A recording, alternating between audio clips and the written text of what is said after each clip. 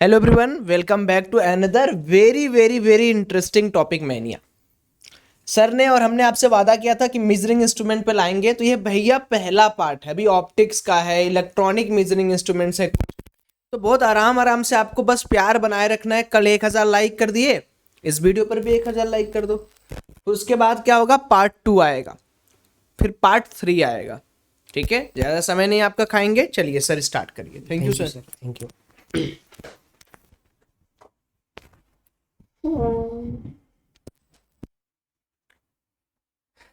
चलिए भाई, hello everyone. तो अभी सौरभ सर जैसे बात करके गए कि मेजरिंग इंस्ट्रूमेंट में बहुत सारे चीज़ें हैं डिस्कस करने के लिए। तो अभी आज हम लोगों ने इसमें स्क्रू गेज, वर्नियर कैलिपर्स और सर्ल्स एक्सपेरिमेंट पे बेस्ड कुछ चीज़ें डिस्कस करने के लिए कंसीडर किया है। अभी बहुत सारी चीज़ें हैं, जैसे इलेक्ट्रिकल इंस्ट्रूमेंट्स है, ऑप्टिकल इंस्ट्रूमेंट्स है, इसके बाद साउंड में भी कई सारे इंस्ट्रूमेंट्स की बात आती है। तो वो सारी चीज़ें भी हम लोग डिस्कस करेंगे वन बाय वन। तो स्टार्ट करते हैं आज का वीडियो, और स्टार्ट करेंगे हम लोग वर्नियर कैलिपर्स और स्क्रू गेज से। तो जैसे यहाँ पर देखा जाए मेजरिंग इंस्ट्रूमेंट्स में, तो सबसे पहली बात हम लोग क्या डिस्कस करने वाले हैं, वर्नियर कैलिपर्स। और वर्नियर कैलिपर्स पे भी देखें तो हर बार इस पे क्वेश्चंस आते ही आते हैं, जेई मेन में भी और एडवांस के लिए भी इंपॉर्टेंट टॉपिक है। तो सबसे पहले हम लोग ये देखें कि वर्नियर कैलिपर्स है क्या। बेसिकली ये एक मेजरिंग इंस्ट्रूमेंट है, और जैसे हम लोग अगर एक नॉर्मल स्केल की बात करें, उससे जब कोई मेजरमेंट लेते हैं तो जनरली उसमें लीस्ट काउंट जो होता है वो 1 मिलीमीटर का होता है। तो 1 मिलीमीटर से छोटा अगर कोई लेंथ मेज़र हमें करना है तो वहाँ पर हमें एक्यूरेसी नहीं मिलेगी। उससे छोटे लेंथ को मेज़र करने के लिए, जैसे 1/10 मिलीमीटर का मेज़रमेंट लेना हो, तो उसके लिए हम लोग वर्नियर कैलिपर्स यूज़ करते हैं। तो ये इंस्ट्रूमेंट है वर्नियर कैलिपर्स। इसमें दो तरह के स्केल हैं। एक स्केल आप यहाँ पर देख रहे हैं, ये है वर्नियर स्केल, और एक ये बड़ा स्केल आप देख रहे हैं, ये मेन स्केल वैसा ही है जैसा कि हम लोग जनरली अपने डेली लाइफ में देखते हैं, 15 सेंटीमीटर वाला स्केल या फिर 30 सेंटीमीटर का स्केल, इस तरह से। तो जैसे ये जो मेन स्केल ये वाला है, मेन स्केल का क्लियर है सबको। इसमें मोस्टली क्या होता है, इसका लीस्ट काउंट 1 मिलीमीटर का होता है जनरली। किसी केस में ऐसा भी हो सकता है कि भाई इसका लीस्ट काउंट भी किसी प्रॉब्लम में बदल के दे दिया जाए। तो यहाँ पर हो क्या रहा है, हम लोग एक स्टैंडर्ड केस लेके चलते हैं। तो ये मान के चलें कि यहाँ पर जो लीस्ट काउंट है मेन स्केल का वो है 1 मिलीमीटर। अब ये जो वर्नियर स्केल बनाते हैं, वर्नियर स्केल में क्या करते हैं, इसमें हम लोग जनरली 10 स्लॉट्स मार्क कर लेते हैं। इसमें 10 स्लॉट्स को मार्क किया जाता है, लेकिन वो जो 10 स्लॉट्स की लेंथ होती है वो मेन स्केल के 9 स्लॉट्स के लेंथ से मैच होती है। तो 9 मिलीमीटर ऑन मेन स्केल, उसको हम लोग इक्वली 10 पार्ट में डिवाइड कर देते हैं वर्नियर स्केल पे। तो अगर एक स्टैंडर्ड केस की बात की जाए तो मेन स्केल का लीस्ट काउंट है 1 मिलीमीटर, जबकि वर्नियर स्केल का अगर हम लोग लीस्ट काउंट देखें तो ये आएगा 9/10 मिलीमीटर। मेन स्केल की बात कर लेते हैं। मेन स्केल का लीस्ट काउंट, मेन स्केल का लीस्ट काउंट क्या है, मेन स्केल का लीस्ट काउंट 1 मिलीमीटर है। वर्नियर स्केल का लीस्ट काउंट, ये हम लोग लीस्ट काउंट ऑफ स्केल की बात कर रहे हैं। Least count of scale is 1, main scale is 1 millimetre, और least count of vernier scale is 9/10, that is 0.9 millimetre, least count of vernier scale. अब यहाँ पर बात ये आती है कि भाई ठीक है, मेन स्केल और वर्नियर स्केल का लीस्ट काउंट हमें मिल रहा है 1 mm और 0.9 mm, लेकिन इन दोनों की हेल्प से ये जो इंस्ट्रूमेंट बनेगा वर्नियर कैलिपर्स, वर्नियर कैलिपर्स का लीस्ट काउंट हमें क्या मिलेगा।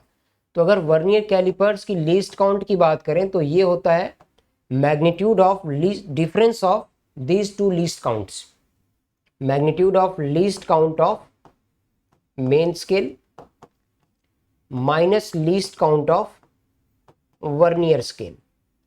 ये कैलकुलेशन है किसका, वर्नियर कैलिपर्स के लीस्ट काउंट का। अब ये जो वर्नियर कैलिपर्स का लीस्ट काउंट है, उससे हमें हेल्प क्या मिलेगा, तो बेसिकली ये एक लेंथ को मेजर करने वाला सिस्टम है, डिवाइस है। तो इसको कैसे हम लोग यूज़ करेंगे ये एक बार देखते हैं तो थोड़ा सा और क्लियर होगा। यहाँ पर मेन स्केल अपनी जगह पे फिक्स रहता है, वर्नियर स्केल को हम लोग स्लाइड करा सकते हैं। और अगर ये इंस्ट्रूमेंट पूरी तरह से परफेक्ट हो, एक आइडियल सिचुएशन की बात करें, तो जब ये दोनों जॉज को हम लोग क्लोज करके रखते हैं तो उस समय मेन स्केल और वर्नियर स्केल दोनों के जीरो बिल्कुल ओवरलैप होते हैं, और वहाँ से इसमें किसी भी तरह का कोई एरर नहीं आता।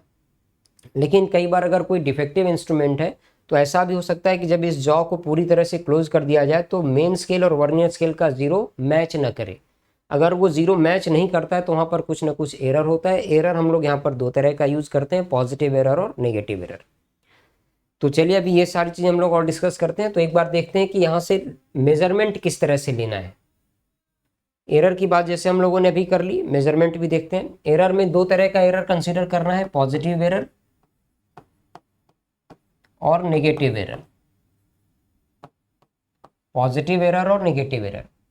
पॉजिटिव एरर को हम लोग क्या लिखेंगे, प्लस ई। नेगेटिव एरर का मतलब क्या है, माइनस ई।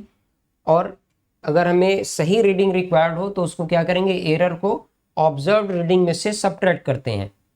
ऑब्जर्व रीडिंग, जो भी हम लोगों ने ऑब्जर्व किया है, ऑब्जर्व रीडिंग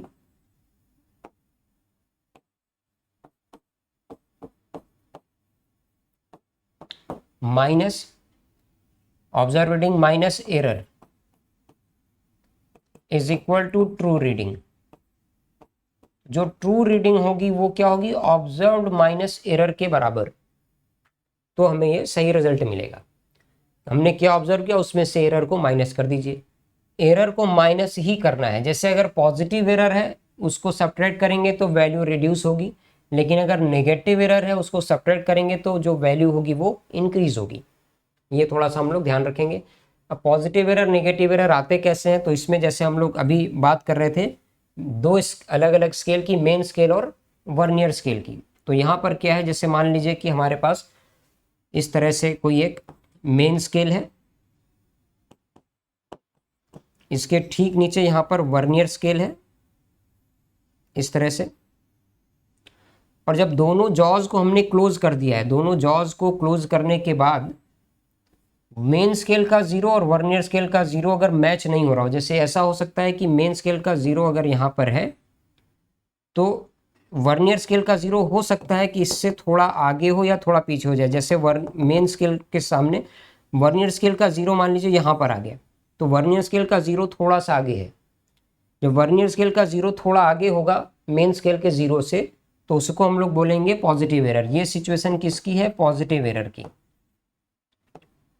इसी तरह से अगर वर्नियर का जीरो लेफ्ट में आ जाएगा मेन स्केल के या उससे थोड़ा सा पहले रहेगा तो एरर कैसा होगा, नेगेटिव होगा। तो ये तो बात हो गई एरर की। अब आगे देखते हैं इंस्ट्रूमेंट से मेजरमेंट कैसे लेना होता है। तो मेजरमेंट लेने के देखिए दो तरीके हैं। मेजरमेंट लेने के क्या है, दो तरीके हैं।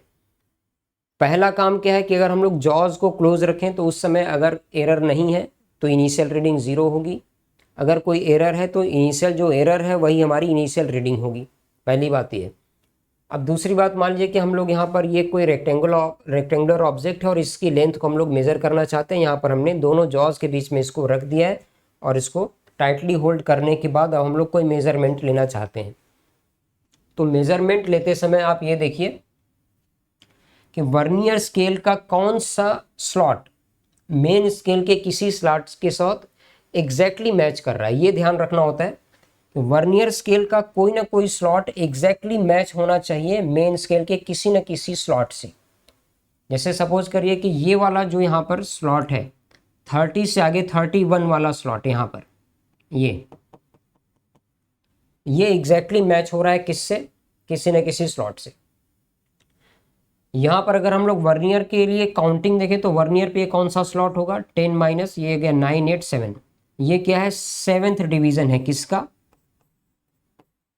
7th division on vernier scale. ये एग्जैक्टली किसी न किसी डिवीजन से मैच कर रहा है मेन स्केल के। तो यहाँ पर जब हम लोगों को रीडिंग लेनी होती है तो उस केस में कैलकुलेशन का यहाँ दो तरीका है।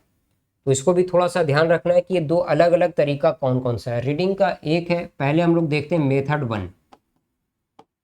तो रीडिंग लेने का जो मेथड 1 है इसमें हम लोग क्या करते हैं, पहले देखते हैं मेन स्केल की रीडिंग क्या है। तो जैसे यहाँ पर जब इसको हम लोग मैच कराएंगे तो जहाँ तक ये लेंथ है वर्नियर स्केल का जीरो जहाँ पर होगा उससे जस्ट पहले जो एक्यूरेटली मेजर्ड रीडिंग है मेन स्केल की, उसको हम लोग बोलेंगे main scale reading.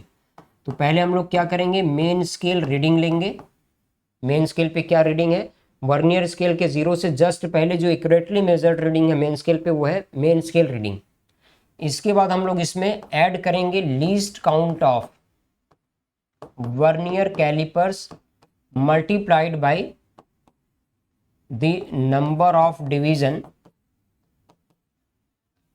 On vernier scale which exactly matches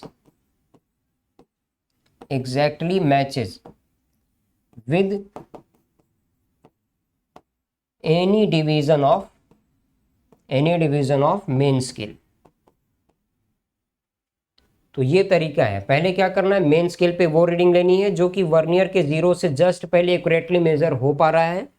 उसके बाद क्या करना होता है, वर्नियर कैलिपर्स के लीस्ट काउंट को मल्टीप्लाई कर देते हैं उस डिवीजन पे जो कि वर्नियर स्केल का डिवीजन होगा और वो मेन स्केल के किसी भी डिवीजन से एग्जैक्टली मैच कर रहा हो। जैसे इस प्रॉब्लम में अगर हम लोग यहाँ पर देखें, ये 20 के बाद 21, 22, 23 मेन स्केल की रीडिंग इस प्रॉब्लम में अगर हम लोग बताना चाहें तो क्या बताएंगे, 23 मेन स्केल रीडिंग इस प्रॉब्लम में क्या है, 23।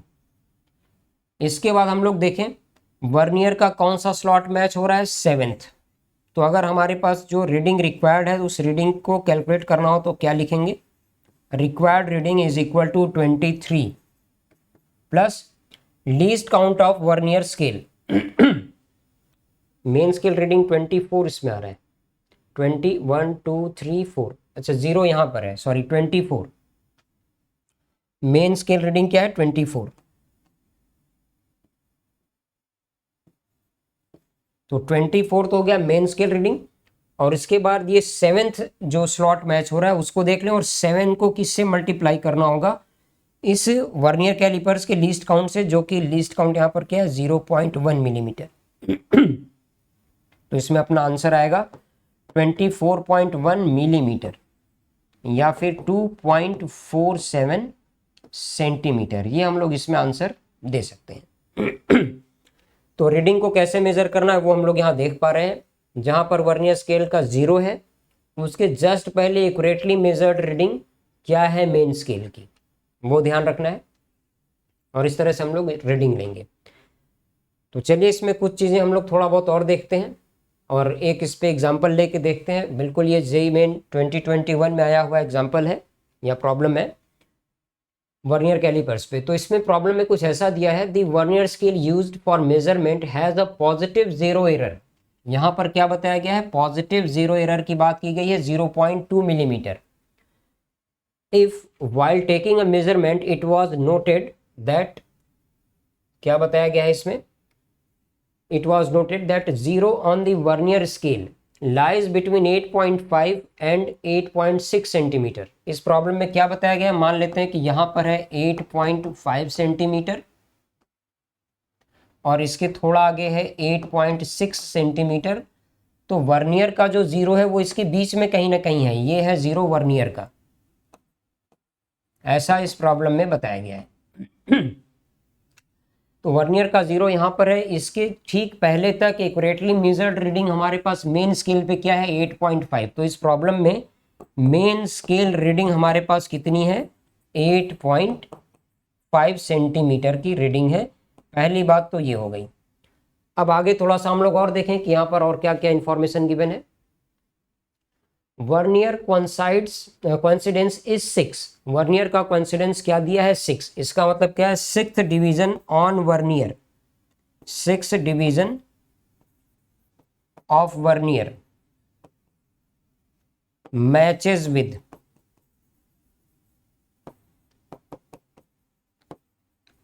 Any division on main scale. Main scale पे किसी डिवीजन से ये मैच हो रहा है।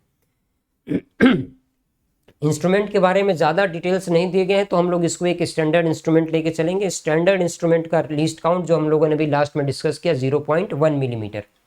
तो यहाँ पर अगर हम लोग ऑब्जर्व्ड रीडिंग देखें तो हमें क्या मिलना चाहिए, ऑब्जर्व्ड रीडिंग की वैल्यू हमारे पास क्या आ जाएगी, मेन स्केल रीडिंग 8.5 सेंटीमीटर में plus least count of instrument. Least count of instrument क्या होगा, 0.1 मिलीमीटर। ध्यान रखिए 0.1, ये पहला वाला तो सेंटीमीटर में है दूसरा वाला 0.1 मिलीमीटर मल्टीप्लाइड बाय 6, ये है मिलीमीटर में। तो अगर हम लोग इसमें कैलकुलेशन देखें तो ये वैल्यू कितनी आ जाएगी, 8.56 सेंटीमीटर, 8.56 सेंटीमीटर, ये हमारे पास है ऑब्जर्व रीडिंग। अब ट्रू रीडिंग जो होगा उसके लिए हमें एरर का भी हिसाब लगाना पड़ेगा, और इसमें पॉजिटिव एरर पहले से ही दिया हुआ है 0.2 mm। तो अगर हम लोग ट्रू रीडिंग की बात करें, यहाँ पर ट्रू रीडिंग की बात करें तो ये क्या होना चाहिए, observed minus error, observed minus error. Observed क्या है, 8.56 centimetre minus 8.5 centimetre minus 0.2 millimetre.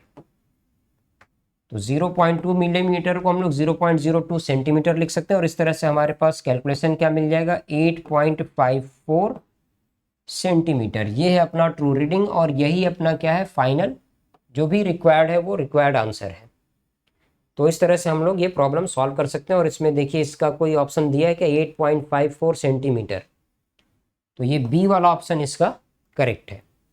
तो ये तो बात हो गई वर्नियर स्केल की, इसमें एरर से रिलेटेड भी कुछ इन्फॉर्मेशन हमने यूज़ किया। अब आगे हम लोग बात कर लेते हैं दूसरे इंस्ट्रूमेंट की, जो कि स्क्रू गेज है। स्क्रू गेज थोड़ा सा डिफरेंट है वर्नियर स्केल से। स्क्रू गेज में क्या होता है, यहाँ पर मैं एक बार इसको समझा देता हूँ। इसमें एक ये रॉड है, यहाँ पर इस पे एक हॉरिजॉन्टल स्केल है जिसको मेन स्केल बोलते हैं, और मेन स्केल पे एक हॉरिजॉन्टल लाइन ड्रॉ की हुई होती है जिसको रेफरेंस लाइन बोलते हैं। और इसके साथ यहाँ पर एक रेचेट प्रोवाइड किया जाता है जिसको ऐसे रोटेट करते हैं। तो रोटेट करने से ये एक सर्कुलर स्केल बना होता है, इसके साथ में ये भी रोटेट करता है। अब ये सर्कुलर स्केल रोटेट करेगा, और इसके रोटेट करने से इसके साथ यहाँ पर ये जो स्ट्रट है इसके साथ एक थ्रेड कटा होता है। तो जब ये रोटेट करता है तो वो थ्रेड कटे होने की वजह से आगे बढ़ता है, और इस तरह से यहाँ पर ये जो मेन स्केल है इसकी रीडिंग आगे बढ़ती जाती है। तो ये तरीका है यहाँ से मेजरमेंट लेने का। अब इसमें बात यह है कि अगर हम लोग ये देखें कि जब इसमें ए और बी ये जो जॉज हैं इनको बिल्कुल क्लोज कर दिया जाए, बिल्कुल कांटेक्ट में ला दिया जाए, तो उस केस में क्या होना चाहिए, ये वाली लाइन पूरी तरह से अंदर हो जानी चाहिए, और ये जो सर्कुलर स्केल का जीरो है वो रेफरेंस लाइन से मैच होना चाहिए। यहाँ पर सर्कुलर स्केल का जीरो वो ऐसे आना चाहिए रेफरेंस लाइन के बराबर में। अब कई बार ऐसा भी हो सकता है कि ए और बी को जब हम लोग क्लोज में ले आए, ये जो स्टड है इन दोनों के क्लोज में ले आए, तो उसमें ऐसा हो सकता है कि जो सर्कुलर स्केल है उसका जीरो रेफरेंस लाइन के ऊपर रह जाए या नीचे रह जाए। तो अगर वो सर्कुलर स्केल का जीरो इससे नीचे रह गया तो उसको हम लोग नेगेटिव एरर बोलेंगे, ऊपर चला गया तो पॉजिटिव एरर बोलेंगे। नेगेटिव एरर और पॉजिटिव एरर को कैसे कैलकुलेट करना है, तो इसमें यहाँ पर जो भी लीस्ट काउंट होगा इंस्ट्रूमेंट का उसको हम लोग मल्टीप्लाई कर देते हैं जितने इसमें स्केल है उससे। अब लीस्ट काउंट इसमें इंस्ट्रूमेंट का कैसे फाइंड करेंगे, तो उसके लिए हम लोग पहले इसको एक पूरा रिवोल्यूशन रोटेट करा के देखते हैं। एक रिवोल्यूशन में ये जितना स्लॉट आगे बढ़ जाता है, जितना लेंथ आगे बढ़ जाता है, उस लेंथ को पिच बोलते हैं। Pitch divided by number of divisions on circular scale, है ना। इन दोनों की हेल्प से हम लोग फाइंड करते हैं लीस्ट काउंट। तो लीस्ट काउंट के लिए क्या करना है, इसको एक राउंड पूरा रोटेट करेंगे। एक राउंड रोटेट करने पे ये जितना लेंथ आगे बढ़ेगा वो लेंथ होता है पिच। अब पिच को अगर हम लोग डिवाइड कर दें number of divisions on circular scale से, तो हमें इंस्ट्रूमेंट का लीस्ट काउंट मिल जाता है। इंस्ट्रूमेंट के लीस्ट काउंट के साथ जब इसमें हॉरिजॉन्टल लाइन को यहाँ पे स्ट्रेट को क्लोज कांटेक्ट में रखें, उसके बाद हॉरिजॉन्टल लाइन से जीरो जितना ऊपर या नीचे होगा उसके बेसिस पे हम लोग पॉजिटिव या नेगेटिव एरर को फाइंड कर लेते हैं। एरर कोई सा भी हो, ऑब्जर्व्ड रीडिंग में से उसको माइनस ही करना होता है। अब जब हमें आंसर देना होगा, रीडिंग लेनी होगी, तो कैसे लेंगे, तो इसके लिए क्या करना है, जैसे यहाँ पर हम लोग ये देख सकते हैं कि ये जीरो है, जीरो के बाद यहाँ पर 1 2 3, तो ये 3 तो इसमें मेन स्केल की रीडिंग है। और उसके बाद यहाँ पर ये वाली जो हॉरिजॉन्टल लाइन है इसमें 30 के बाद 1 2 3 4 5 35 वाला लाइन इसमें थोड़ा क्लियरली मैच कर रहा है। तो 35 into least count of instrument plus main scale की रीडिंग, ये हो जाएगी फाइनल रीडिंग इंस्ट्रूमेंट से जो भी हमें मिलनी है। तो ये ओवरऑल इसमें तरीका है। अब हम लोग इसमें थोड़ा बहुत चीज़ें और देख लेते हैं। जैसे सपोज करिए इसमें एरर की हमने बात ऑलरेडी कर ली है। एरर कैसे देखना है, तो भाई ये जैसे रेफरेंस लाइन है हॉरिजॉन्टल, ये है रेफरेंस लाइन। अगर सर्कुलर स्केल का जीरो, मान लीजिए कि यहाँ पर हमने ऐसे सर्कुलर स्केल बना दिया और सर्कुलर स्केल का जीरो इस लाइन से ऊपर या नीचे है, मान लीजिए कि जीरो यहाँ पर है, इससे थोड़ा नीचे, तो अगर जीरो नीचे है रेफरेंस लाइन से तो इसका मतलब ये हुआ कि रेफरेंस लाइन अगर ये जीरो नीचे है तो इसका मतलब ये पॉजिटिव एरर हो गया, ऊपर होगा तो नेगेटिव एरर हो गया। ऐसा कैसे है? क्योंकि देखिए यहाँ पर जब हम लोग इसको ऐसे रोटेट कराएंगे तो नीचे की ओर रीडिंग बढ़ती जाएगी ना, ये ऐसे नीचे की ओर घूमेगा 30 40 50, तो ये वाली जो रीडिंग है ये ऐसे नीचे आती जाएगी तो रीडिंग बढ़ती जाएगी। इस तरह से इसको हम लोग रोटेट करते रहेंगे तो जीरो इसके नीचे ही होगा। अब इसमें क्या, जैसे अगर रेफरेंस लाइन से जीरो नीचे, इसका मतलब ऑलरेडी वो कुछ इस बेरर यहाँ पर जो बैरियर है उसको क्रॉस कर चुका है, और जीरो अगर इसके ऊपर रह जाता है तो अभी बैरियर तक पहुंचा ही नहीं है, ये हम लोग कह सकते हैं। तो इसके बेसिस पे प्रॉब्लम को हम लोग सॉल्व करते हैं। तो चलिए यहाँ पर एक बार हम लोग देखें कि इसमें रीडिंग किस तरह से लेनी है। अब जैसे यहाँ पर कुछ रीडिंग को लेने का एक इसमें हमने एग्जाम्पल ले लिया है। तो इस प्रॉब्लम में यहाँ पर एक हॉरिजॉन्टल स्केल दिया गया है, इधर एक ये सर्कुलर स्केल दिया गया है। हॉरिजॉन्टल स्केल पे क्या रीडिंग हम लोग देख सकते हैं, ये है 5, यहाँ पर है 5.5, ये 6, 6.5। मेन स्केल पे जो रीडिंग है वो क्या है 6.5। यहाँ तक की रीडिंग क्या है हमारे पास 6.5 मिलीमीटर, ये तो है मेन स्केल पे रीडिंग। अब इसके बाद हम लोग ये देखें कि यहाँ पर कौन सा स्लॉट मैच हो रहा है, तो भाई ये 14th नंबर का जो स्लॉट है वो मैच हो रहा है। ये कौन सा स्लॉट है 10 11 12 13 14, 14th नंबर का स्लॉट यहाँ मैच हो रहा है। तो ऑब्जेक्ट की थिकनेस अगर हमें बतानी हो तो क्या करेंगे 6.5 mm मल्टीप्लाइड बाई 14, और ये जो वैल्यू लिखी गई है ये बेसिकली क्या है least count of instrument, least count of instrument है इस तरह से, और ये ऐसे नीचे आ रहा होगा तो हम लोग इसमें रीडिंग बढ़ाते जाएंगे। रीडिंग को बढ़ाने के लिए इसको नीचे लाना पड़ेगा। अब इसी तरह से हम लोग यहाँ पर एक दूसरी रीडिंग देखते हैं। जैसे यहाँ पर अगर बात करें तो देखिए 0 1 2 3 4, ये तो 4 हो गया, यहाँ पे हो गया 4.5, तो ये 4.5 वाली रीडिंग हमारे पास ऑलरेडी है 4.5 mm। इसके बाद मेन स्केल पे देखिए क्या रीडिंग होगा, मेन स्केल पे जो हमें रीडिंग मिलेगा वो यहाँ से मिलेगा। कैसे मिलेगा कि मेन स्केल का रीडिंग ये है 40, 40 से नीचे क्या आएगा 1 और 2, ये आ जाएगा 40 से नीचे 39, ये वाला ज़्यादा क्लोज है 39 वाला, तो 39 को मल्टीप्लाई कर देंगे किससे लीस्ट काउंट ऑफ इंस्ट्रूमेंट से। ये इंस्ट्रूमेंट का लीस्ट काउंट है, लीस्ट काउंट ऑफ इंस्ट्रूमेंट। तो इस तरह से करके इसको देख लेना है। रीडिंग बढ़ाने के लिए इसको नीचे लाना पड़ेगा। इस स्केल पे टोटल नंबर ऑफ डिविजन्स अगर सर्कुलर स्केल की बात करें तो कितने हैं 50, और हम लोग ये देख सकते हैं कि इसमें 1/2 मिलीमीटर का एक पिच बना हुआ है।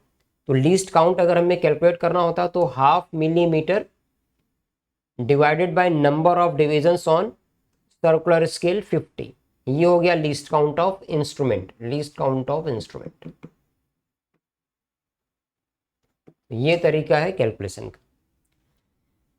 तो चलिए अब हम लोग इसमें देखते हैं कि आगे क्या कैलकुलेशन है। एक एग्जांपल देख लेते हैं इस पे। The pitch and the number of divisions on the circular scale for a given screw gauge are 0.5 and 100। तो देखिए इस प्रॉब्लम में 0.5 mm क्या दिया हुआ है, ये है पिच, ध्यान रखिए ये क्या है पिच। इसके बाद 100 क्या है number of divisions on circular scale, 100 is number of divisions on circular scale। ये दो चीजें यहां पर दी गई हैं। इसके बेसिस पे अगर हम लोग least count of instrument find करना चाहें तो क्या फाइंड किया जा सकता है। लीस्ट काउंट ऑफ इंस्ट्रूमेंट कैसे बताएंगे, pitch divided by number of divisions on circular scale. Pitch है हमारे पास 0.5 millimetre divided by number of divisions है 100, तो ये वैल्यू क्या आ जाएगी 5 × 10⁻³ मिलीमीटर। ये हो गया इंस्ट्रूमेंट का लीस्ट काउंट, और ये हमारे लिए काफ़ी इंपॉर्टेंट है। पहली बात तो यहाँ तक क्लियर हो गई। अब हम लोग एक बार आगे बढ़ते हैं। When the screw gauge is fully tightened without any object the zero of its circular scale lies 3 divisions below the main line. इसमें क्या है कि जो 0 है सर्कुलर स्केल का वो 3 डिविजन्स मेन लाइन से नीचे है। अगर ये मेन लाइन से 3 डिवीजन नीचे चला गया इसका मतलब ये पॉजिटिव एरर हो गया है 3 का पॉजिटिव एरर है, क्योंकि रेफरेंस लाइन से ये नीचे है। तो इस बार हम लोग ये देख लेंगे कि यहाँ पर एक पॉजिटिव एरर हमें मिल रहा है, और वो पॉजिटिव एरर कैसे मिलेगा, least count of instrument multiplied by जितने डिवीजन वो आगे गया है 3। तो ये वैल्यू क्या आ जाएगी, 5 × 10⁻³ मल्टीप्लाइड बाय 3 मिलीमीटर। ये तो हो गया पॉजिटिव एरर। अब एक बार और देखें कि इसके बाद इसमें क्या बोला जा रहा है, the readings on the main scale and the circular scale for thin sheet are 5.5 mm and 48 respectively. अब इसमें क्या दे रहा है कि ये 48 वाला कहाँ पर है, मैच हो रहा है रेफरेंस लाइन से।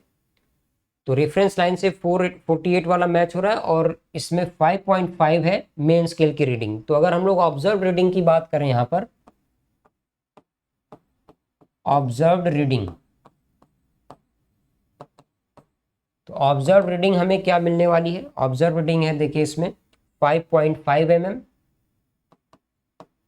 5.5 mm मेन स्केल की रीडिंग, प्लस इसके साथ में क्या करना है, वर्नियर का देखिए 48th वाला जो डिवीजन है वो मैच हो रहा है, 48th division, 48 into least count. तो क्या कैलकुलेशन आएगा, 5.5 mm plus 48 multiplied by least count है 5 × 10⁻³ mm। तो एक बार इनको हम लोग सिंप्लीफाई कर लेते हैं, 5.5 प्लस 48 इंटू 5 ये आ जाएगा 240 मल्टीप्लाइड बाई 10⁻³ मिलीमीटर। तो इसको अगर हम लोग सिंप्लीफाई कर लें तो ये वैल्यू आ जाएगी 0.24, 5.5 और 0.24, तो ओवरऑल कैलकुलेशन आ जाएगा 5.74 मिलीमीटर, 740 लिख लेते हैं मिलीमीटर। ये हमारे पास फाइनल कैलकुलेशन आया। तो ये है ऑब्जर्व रीडिंग। अब ट्रू रीडिंग अगर हमें बतानी हो तो कैसे बताएं, true reading will be equal to, अगर हमें ट्रू रीडिंग बतानी है तो कैसे बताएंगे, ये ट्रू रीडिंग जो होगा वो क्या होता है, observe reading minus error, observe reading minus error. तो ऑब्जर्व रीडिंग हमारे पास 5.740, और इसमें से एरर को माइनस किया जाए, पॉजिटिव एरर तो सब्ट्रैक्ट होगा 15 × 10⁻³ तो ये वैल्यू क्या आएगी, 5.740 माइनस 0.015, ये आंसर होगा अपना मिलीमीटर में। तो अगर इसको सिंप्लीफाई किया जाए तो यह आ जाएगा 5.725 ये वैल्यू आ जाएगी इसमें मिलीमीटर में। तो 5.725 कोई ऑप्शन है, इसमें बी ऑप्शन दिया गया है, तो ये बी ऑप्शन इसका सही है। तो इस तरह से हम लोग इसमें देख सकते हैं, 2 प्रॉब्लम हम लोगों ने यहाँ पे डिस्कस किए। ये मेरे ख्याल से क्लियर है सबको। ठीक है भाई, तो हम लोगों ने ये देख लिया, यहाँ तक हम लोग आंसर तक पहुँच गए हैं। 5.725 ये फाइनल आंसर है, और इसमें हम लोग ये बी वाला ऑप्शन टिक कर सकते हैं। तो आज के वीडियो में इतना ही, जल्दी मिलते हैं फिर और दूसरे वीडियो के साथ। तो तब तक के लिए bye bye, take care, good night.